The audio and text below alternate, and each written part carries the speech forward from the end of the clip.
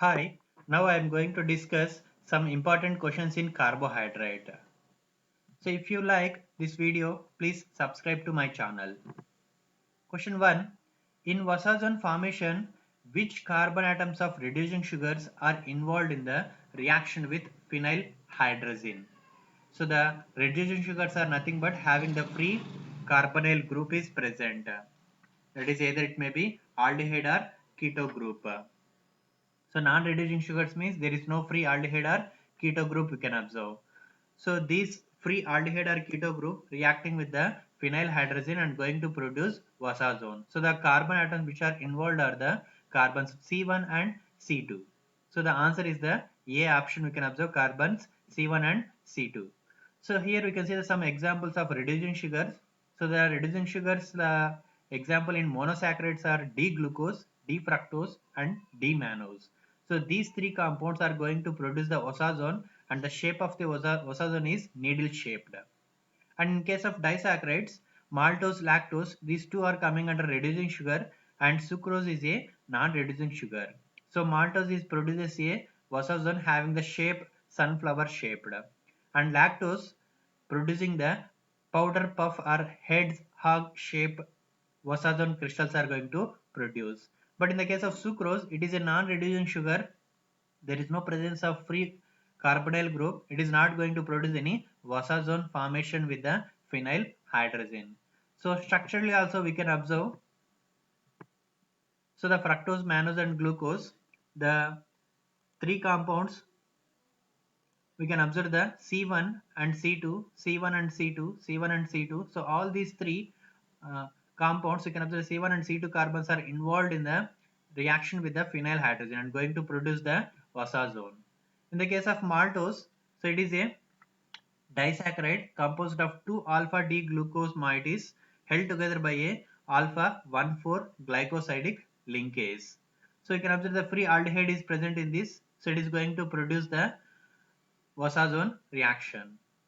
And in case of lactose, so it is a disaccharide of galactose and glucose, so it is a beta 1,4 linkase we can observe. And in case of sucrose, it is a disaccharide of glucose and fructose and showing the linkage between alpha 1 and beta 2. So there is no free aldehyde or keto group we can observe in the sucrose, so it is not going to produce any wasazone. Question 2. Which carbohydrate is abundantly found in the semen and it is utilized by the sperms for energy? So among the given options, glucose, fructose, sucrose and lactose, fructose is the answer. And we know that glucose is a important energy source of carbohydrate, and sucrose is the main dietary carbohydrate, and lactose is a milk sugar, and mostly we can observe the nutrition of young mammals we can observe. So answer is the fructose. And third question, which monosaccharide is mostly present in heart muscle? So the given options are D xylose, D ribulose, D ribose and D lixose. So you can observe here D xylose is a constant of glycoproteins and gums, and D ribulose is produced during metabolism process you can observe, and D ribose is a constant of RNA and nucleotides. So the only one option remaining, that is D lixose, it is present in the heart muscle. So the answer is the D lixose. Question 4.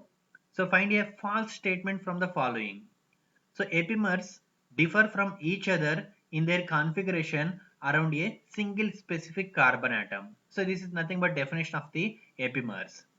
And enantiomers are mirror images of each other. It is also a correct statement.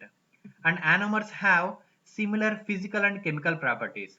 So it is a false statement. So anomers have different physical and chemical properties. They are not having the similar physical and chemical properties. So the D option, that is specific rotation of alpha D glucose is 112.2 degrees and beta D glucose is plus 18.7 degrees. It is also a correct statement.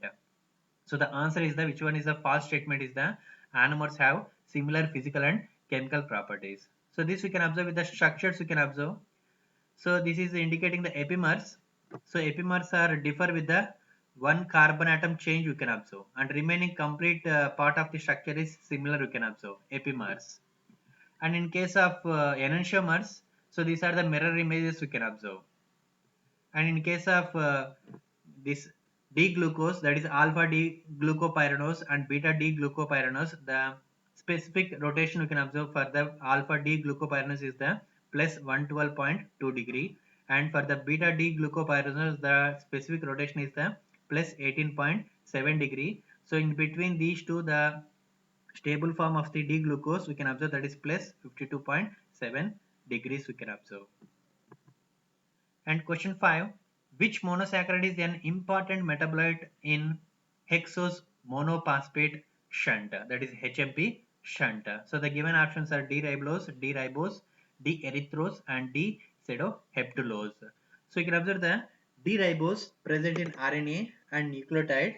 So that is coenzymes like ATP, NAD+, and NAD+, TP+. And D-erythrose, so it is a tetrasugar. It is 4-phosphate is an intermediate in HMP center. And D-pseudoheptulose, it is a heptose sugar mostly found in plants, and its 7-phosphate is an intermediate in HMP shunt and in photosynthesis.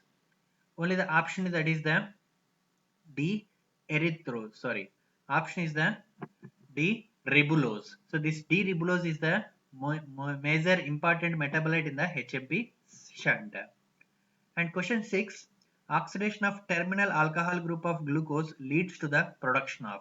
So the terminal alcohol group upon oxidation, it is going to produce the which product? So it is gluconic acid, glutamic acid, glyceraldehyde or glucuronic acid. So you can observe the answer is the glucuronic acid. So here you can observe the gluconic acid. So it is the oxidation of aldehyde group of glucose you can observe. Oxidation of aldehyde group of glucose, not by the terminal alcohol, that is the gluconic acid. And glutamic acid, it is a amino acid, so not it is going to produce by oxidation of glucose. And glyceraldehyde, we know that it is a triose. And question 7, find false statement the following.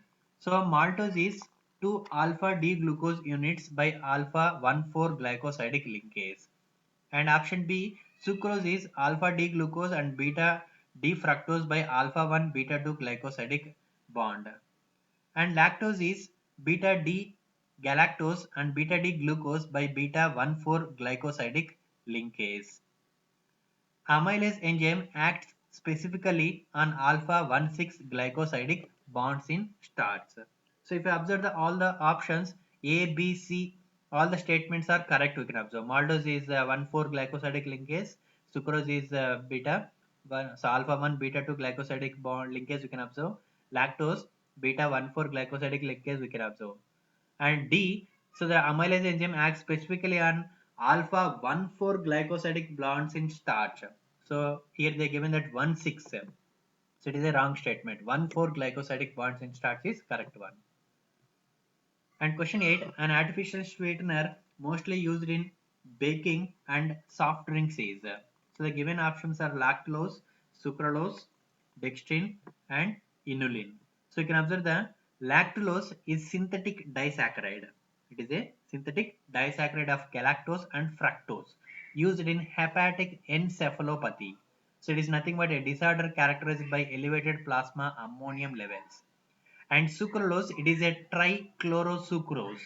It is a trichlorosucrose, nearly 500 times sweeter than sucrose, mostly used as a artificial sugar. And also it is very safe for consumption by diabetic and also non-diabetics.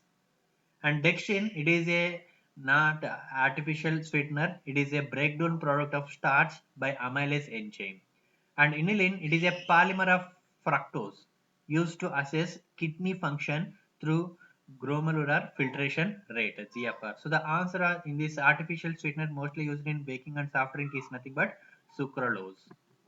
Question 9, the following polysaccharide is composed of beta glycosidic. So among these, which one is having the beta glycosidic linkase? So starch, glycogen, dextrin and cellulose. Among these three, starch, glycogen, dextrin are having the alpha glycosidic linkase. The cellulose is only having the beta D glycosidic linkages. So the answer is the cellulose. And question 10, which mucopolysaccharide serves as a lubricant and shock absorbent in joints?